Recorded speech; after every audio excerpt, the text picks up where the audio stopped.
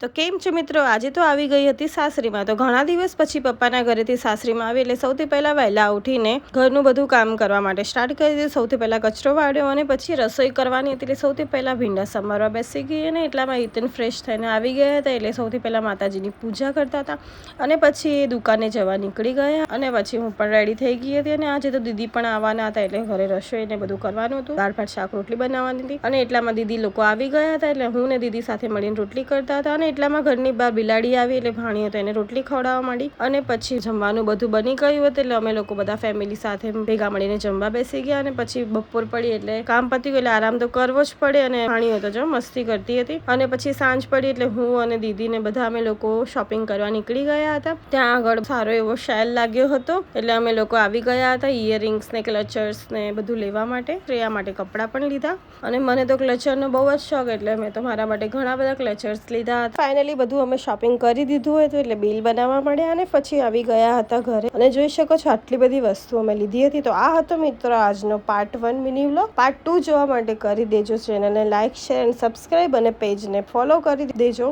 તો મિત્રો આ હતો આજનો મિની વ્લોગ. ચલો મળીએ નેક્સ્ટ વિડીયોમાં. ત્યાર સુધી બધાને બાય બાય.